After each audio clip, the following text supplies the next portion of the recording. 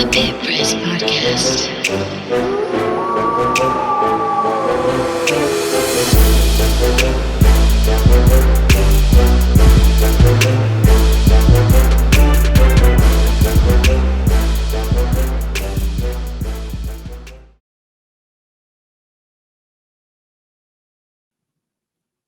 Welcome to another edition of the Pit Press Podcast, a high school journey. That's what we call on this show, Road to the Pit. And with us as my co-host and my wingman is Nick Nunez, the former St. Pius C-team coach, coached 4 years with Damian Segura, now a play-by-play announcer with ProView Networks, also a producer. He'll have the St. Pius West Mesa game, girls game tomorrow night. Coach Nunez, welcome to the podcast. Thanks for joining. Thanks for having me on, Coach. Excited to speak with Coach Manny Otero. What a legacy he's built for the West Mesa girls program, and just really excited to start kicking this podcast off. And our guest, as you mentioned, Coach, is Manny Otero, the West Mesa girls coach, longtime friend of mine. Won a state championship as a player at Albuquerque High in 1993, and with the West Mesa Mustangs in 2019 with a record of 28-3. Just won a 3-0 to start the season. Coach Otero, welcome to the podcast. Thank you, sir. Thank you for having me. I appreciate it. The Nunez family takes care of me, and I'm happy to be a part of your program. You know, Coach, we go back a long way, and, we call this a journey, a road to the pit. And no one knows about the road to the pit. You've been there twice. You won as a player, and you won as a coach. And those are exciting moments. I don't think that run down the ramp, nobody ever forgets it. No one. So we're going to go take you back a little bit in history, and you and I talked about this a little bit last year. Your championship in 1993, you played with Dominic Rivas, Derek Granberry, Jeremy Trujillo, the late Kenny Douglas, some very good players on the Albuquerque High team, coached by the legendary Jim Holzman. You beat Highland. It was a painful thing. I'm a Highland guy, man. You beat Highland in a very close final. Talk a little bit about that championship team. It was a close game. Sean Baker of Highland, one of the best guards in state history, had scored 48 points against the Cueva in the semifinal. Talk a little bit about that championship, because it was a very close one. And you had to prepare for Highland, prepare for Sean Baker. Talk a little bit about that road to the pit. I know you've got great memories of it. Awesome. Yeah. So before we even got to the pit, we have to go back and talk about our district and our season there. We started off 0-2. We lost to Manzano. We lost to La Cueva, first two games of the season. And then we ran off 10 straight wins and won to beat La Cueva in overtime, and just to qualify for state, because back then it used to be the top two teams in the district qualified, and in that district there was 6 teams ranked in the top 10, so it was a really tough district. I think that prepared us for what we were about to face in the pit. The first round we played West Mesa High School, where I previously had transferred from, so it was a really close game there, and a lot of emotional feelings going on, but we managed to come out on top. We played Clovis in the semifinals, and we shot the ball really well that game, played well, and we moved on to play Highland, like you mentioned, in the championship. And Highland was a special team that year. They had Sean Baker, Ryan Harrigan. They had some great role players around them guys, and Baker was just phenomenal. And the whole key with him was we knew he was going to score, but we just couldn't allow him to go off for 40 or 50. We knew he was going to get his shot attempts, and he's a great player. We weren't going to stop him. We had to make it difficult. And I think one of the keys were for us in that particular game is that we were a physical team. We were tough. We might not have the most skilled or talented players at every position, but I think everybody bought into Coach Holzman's system, and that was to play defense, team ball, and everybody know your role on that team. And fortunately, we came out ahead on 56-52. And some memory that will last a lifetime. Some tough plays at the end, some key plays by you. I think you hit some free throws to seal it. I remember Sean fouling you hard, and he didn't mean to. I still remember he came up to you, and even in the heat of the game, he came up to you and patted you on the back to make sure you're okay, because he's not a dirty player at all. And my memories of that game was I think you guys had really tried to take him out of the offense. He was trying to pass off to his teammates. And I think that they were so mesmerized by his performance in the semifinal against La Cueva that they were expecting him to, and I don't blame him. He had some Varnado as a good teammate. Harrigan, you mentioned. They had some good players on that team at Highland, and coached by legendary Ray Rodriguez. So we got Coach back on with us now, but heck of a game there, Coach, in 1993. And Coach Holzman's sixth championship, he'd go on to win one more in 1998. Talk real briefly, and I'm going to turn it over to Coach here real quick. Talk real briefly. You talked about this last year, about how it was. Coach Holzman's still alive here. He's 92, I believe. Memory, yes, like you wouldn't believe. I saw a picture of you a couple of months ago at Albuquerque High with Coach Holzman, Derek Granberry, a bunch of old Albuquerque High guys. Talk a little bit about what it was like to play for the legendary Papa Dog, Jim Holzman. Yeah, it was a privilege, and it was just a great experience coming from a long history of players that played there before. And my grandpa played there in 1953, and he knew Holzman, and just the history that was made from that school being around for so long. And he instilled what great coaches do is, like I mentioned before, he told us how to play hard and how to play together and don't play selfish. It was all about team. We're all about looking the same, dressing the same. I couldn't have this beard back then either. Yeah. Couldn't have any facial hair. He was really strict, but he taught us how to be young men. And I think as a coach, I'm learning more is that we are more of life coaches than we are just basketball coaches. And we have to do things to help kids be successful on and off the court. And I think that's where some of my experience now as a coach, being here for 11 years as a head coach, is starting to help me with certain situations like that as well. Thank you, Ryan. Coach, apologize for the technical difficulties. Thanks for being with us.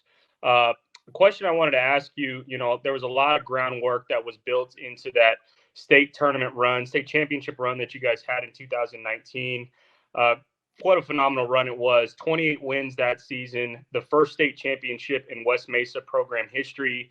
You had a couple all-state players, and Maya Rivas. You were nominated to the 2019 USA Today Coaches Poll Coach of the Year in New Mexico. Just talk a little bit about that road to the pit that you guys had in 2019.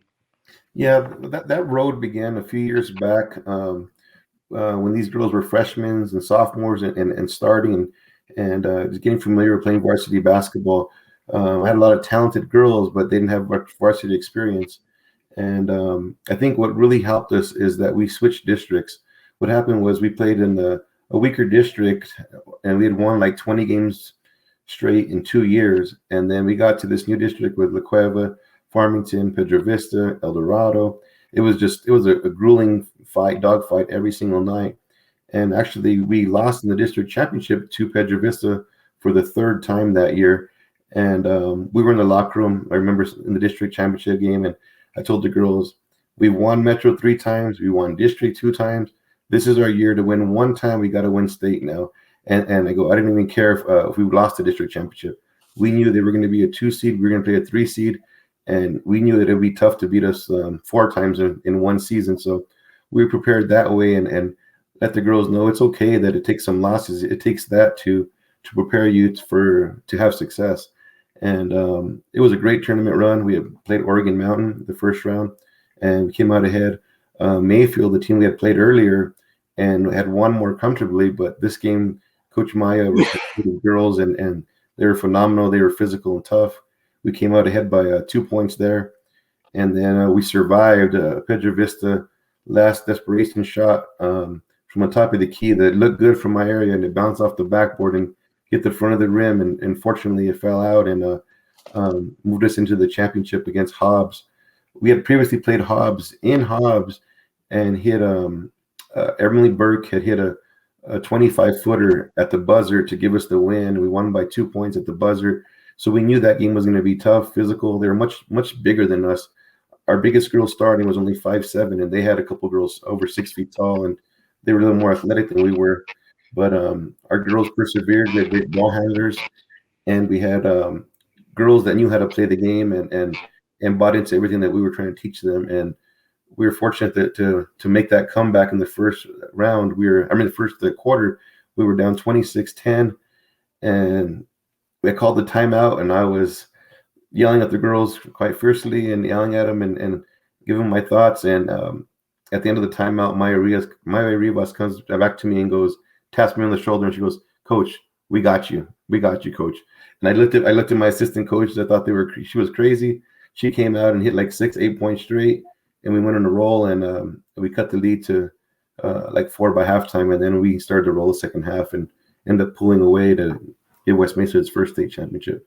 You know, you showed everybody West Mesa. Coach Jones had some success there. It wasn't easy to win there, and you showed people that could be done. I got to ask you this though: when you in a moment in timeout, and I've been to the pit in many games. You know, I remember working a game with the legendary Henry Tafoya, and AJ Bramlett called a timeout. La Cueva did, and I remember AJ flashing that championship ring, getting the guys together and talking intently to him. And I remember that. That's right in front of me. So that moment you're in the pit, you've been there a million times. You've been there with your dad. You'd watched a lot of championship basketball. You had a part of a championship with Coach Holzman, a memory you'll never forget. So that moment there, that you probably will never forget it. How did your girls react? And you know what? Joe Carpenter, the coach at Hobbs, man, that guy is they're ranked number 1 this year again. Yeah, that guy is not only a great coach. I had him on the sports desk last year. He's a great person. I really think the world of Coach Carpenter. So that's a heck of a matchup. So how did the girls react on their journey to the pit? That must be something you still think about today, because a lot of people didn't think West Mesa could win or ever could win a girls' championship. Yeah, it was really, really tough to win at West Mesa in the previous years. You need talent, first of all, to win. And I was very fortunate to have a bunch of talented girls with Maya Rivas, Emily Burke, Cece Barella, and Jasmine Cordova. All these girls, man, Esperanza Vados, they all went on to play college basketball. And the other kids, too, that didn't play college basketball actually were 4.0s. Our team GPA was like a 3.8. So anything I draw up, they could do, they can understand. I didn't have to explain it twice. So they made my life easy by being good students of the game and good people. And they're great quality kids who are young ladies now that are being very successful in their life. And I'm just very fortunate to have such a good group of girls all come together at the same time. Coach, I want to dovetail on something that you just said. You know, you sent us your resume, and one of the things that stands out to me is the overall grade point average that you've been able to maintain over the 6-7 years that you've been head coach. I mean, in 2020, the overall team GPA was a 4.1. That state championship year, the overall grade point average was a 4.2. So just being able to get these kids to not buy in just on the basketball court, but in the classroom as well. Talk a little bit about that. Well, unfortunately, I can't take all the credit for their smarts and their academics. Their parents have raised them well. They pushed them in the right areas, and our girls were self-motivated to make those academics, make those grades. And I always told all the girls that the first thing the coaches ask for is a grade point average. What kind of kids are they? What kind of people are you? So they're not going to ask how many points you scored and how much and what you did this game or that game. They're going to ask about what kind of a character you have, how's their work ethic. Those things like that carry a lot more weight in college than people might think. And the girls knew that. I didn't have to enforce that too much. It was nice not to have grade checks because I knew all their grades were well. But like I said, I was just so fortunate to have a great group of kids. You know, Coach, I want to ask you, you and I have talked about this many times, the great David Otero, your father, the late David Otero, OT. I was telling my son today that when he saw me officiating, I'd see him up there in the stands with his cane. And, if he saw me, Nunez, you're doing a good job, man. Oh, he'd always tell me. And it was always good, to hear from your dad. He was older than me, played with the Lobos, with Michael Cooper, Marvin Johnson, Phil Abney, number 12, I believe he was. Yes, before Russell Saunders came, he was number 12. Talk about the influence. Your dad was a heck of a player at West Mesa, had a big influence on your life. I know you still miss him today. Talk a little bit about David Otero, OT. Tell us all about your father.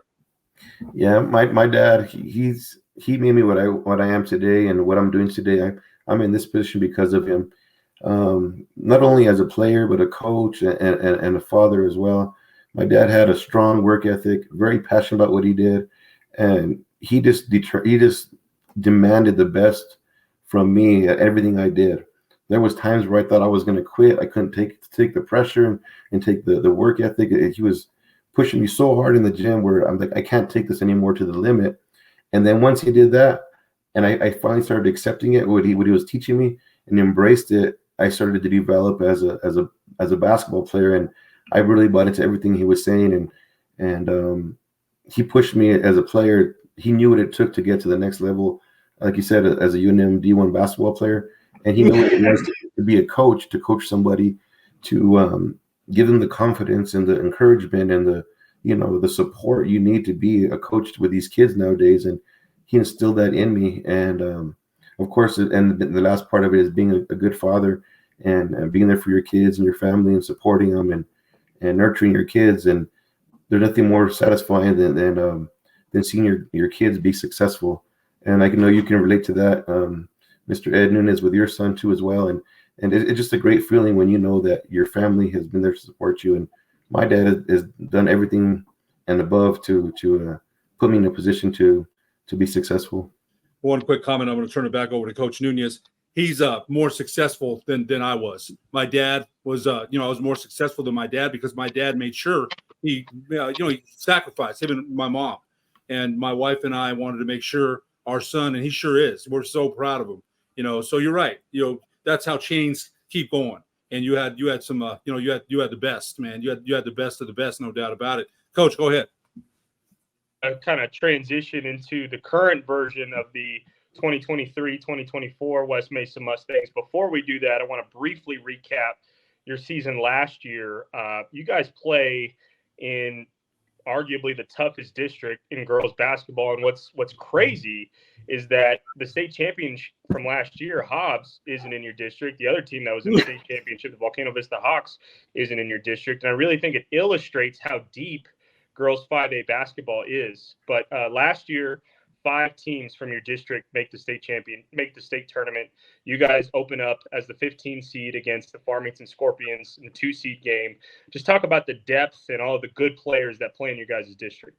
Yeah, it's been really rough, man. Every game is a battle. It's a war. And despite being coming in 5th in that district, we're still able to compete with most of the teams in the state because there's such good players on every team. I think La Cueva has 2 Division I players playing. Pedro Vista in the past had a few Division II players. We have a girl at El Dorado right now that's lighting it up now, and she has multiple Division I offers. Sandia is really tough too. They have a good group of girls there, and there's just no easy games in the district. Farmington, of course, La Cueva has always been tough, but it's really prepares you for the next level if you can make it. So it's important for teams like mine to try to have early success, gather wins, and find ways to win before we get into that district, because we know every game is going to be a battle.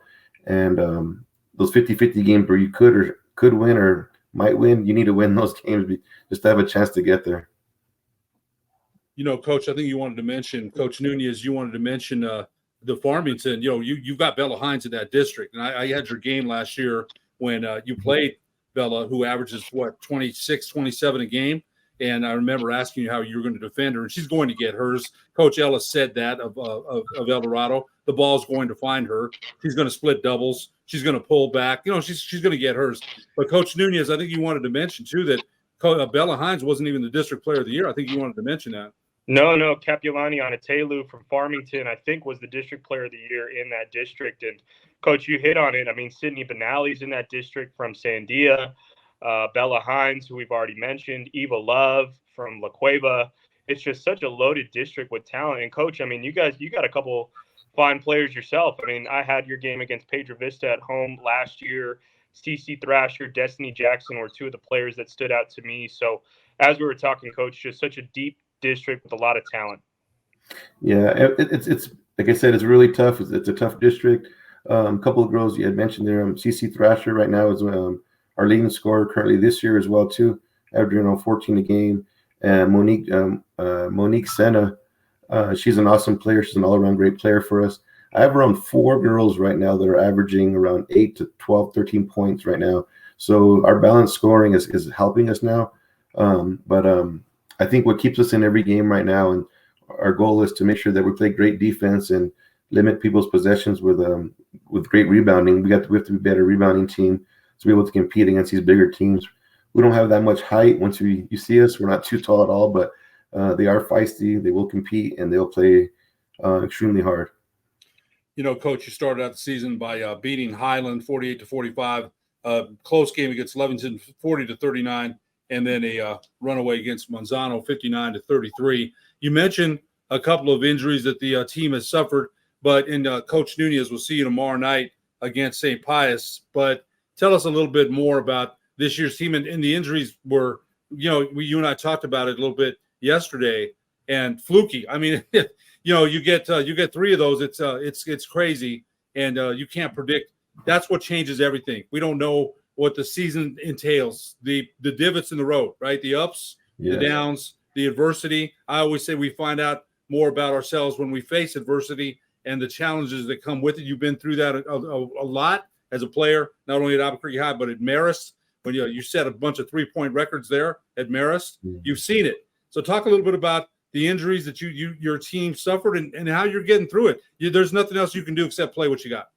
Yeah, and I'm extremely proud of our girls now because we lost some key important girls that were starters and about to play significant minutes. We had one girl go down in the summer, and a few months later in September, we had Janae Edwards, our starting center, go down, and then we had Annika Smith go down. And 3 ACL surgeries was just strange to me in 3 months. And in my 15 years of coaching, I've only had been fortunate to have one ACL tear, and all 3 of these girls tore their ACLs in very similar situations. Just went up for a layup with nobody around.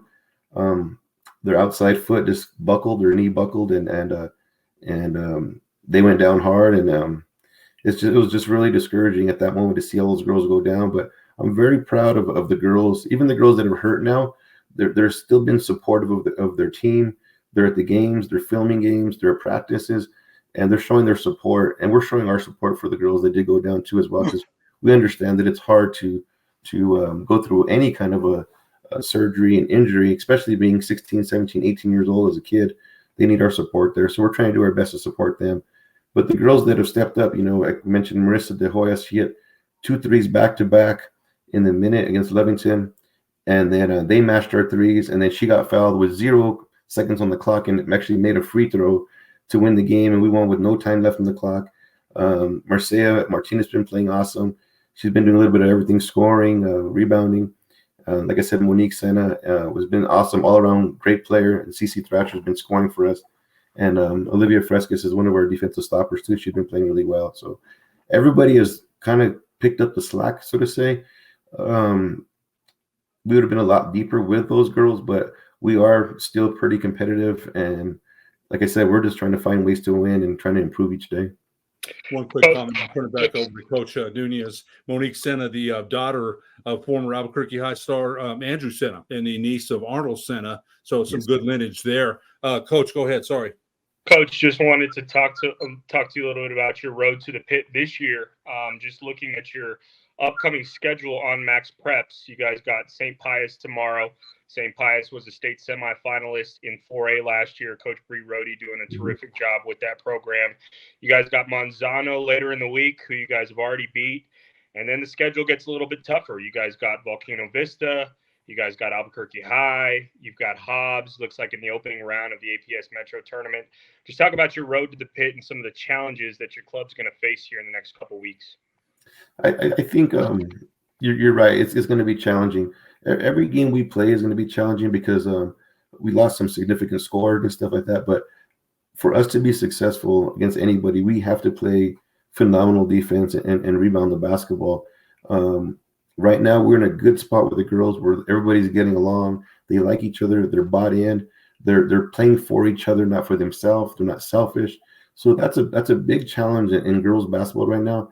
And I think that's where I'm most satisfied is these girls are really buying in. And I'm hard on them, trust me, every single day about those types of things that I think are key for us. And these wins are never going to come individually by a few players. It's going to have to be team wins, and I think that we're doing a great job of doing that. We do have our challenges now with St. Pius tomorrow. Manzano was really close the first half, and then Volcano also is going to be really tough on Saturday. They seem to always have they just reload with more girls, more talented girls every single year. And then, like you mentioned, again, Hobbs coming up in the Metro Tournament. They're Hobbs. Hobbs is Hobbs. You know what to expect, and it's unfortunate we have to match up with them in the first round of the tournament. But you know what? We accept the challenge, and we'll be excited to play. And all these games are going to get us ready for that tough district that that we hope to compete in, to hope to have some success in, to give us position to go on the road to the pit. And it all depends on how we do in that district. So we're trying to gather wins here, do what we can to improve every day, and see where the season takes us. Coach Otero, Coach Nunez, you got anything more for Coach Otero? Coach, I just wanted to get your quick take on one of the new rule changes this year. Certainly not asking you to comment one way or the other, but there was a rule change implemented by the NFHS network that the NMAA adopted now after every quarter. Fouls reset, and you're shooting 2 shots after 5 fouls. How do you think that's impacted the game, at least for you guys, 3 games into the season? Personally, I kind of like it. I kind of like it myself. I'm not sure if it's the best idea, but I think it's good because the game seems to be moving pretty quick. It resets if you have some girls in foul trouble early, and you get up to that 5-6 count in the first quarter. It's going to mess you up the rest of the half. So at least now you have time to recover. For a team like me, we press a lot. So if we go 4 fouls in one quarter and 4 fouls the next quarter, they're still not shooting any bonus free throws yet. So it's kind of good for me in our point, the way we play style of basketball. But I feel like I like it. The pressures of those one-on-ones. I got to tell you a story about Coach Nunez. He had a one-on-one. I remember when he was a junior against Academy, and I was so nervous for him I couldn't even look. He's playing for St. Pius. He sunk the first one though. He sank it. But I remember the pressures of those one-on-one free throws. Now those have changed, and I think a lot of the officials I talked to, I think they like it better as well. And I got to ask you one more question. We'll let you go, Coach. Are you sitting down at all when you coach? Because you always stand up. I don't think I ever saw you sit down when you coached. Are you still standing up the whole game? I'm absolutely standing up the whole entire game. That's just been my style. I feel like when I'm up and I'm talking and I'm chatting and I'm yelling instruction to our girls, that they feel more engaged and I feel more engaged. And true story here, my one game we played against Del Norte, and it was a Saturday morning game, and I sat for some of that game, and my wife goes, "Why are you sitting down?" And I was like, "What do you mean?" And she goes, "The girls reflect your demeanor is their demeanor on the court. So when you sit down, it makes them think they can be relaxed and not play aggressive.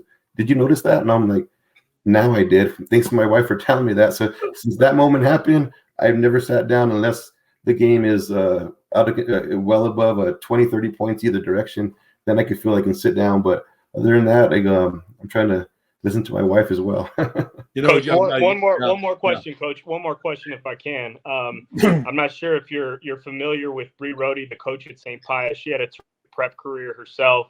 She was an All-American honorable mention over at Rio Rancho. And I was talking to my dad. I was like, is there any way we can get a 3-point contest between you and Coach Rohde at halftime or before the game or after the game, and see which one can knock them down, Coach? I'd be happy to see it if it could happen.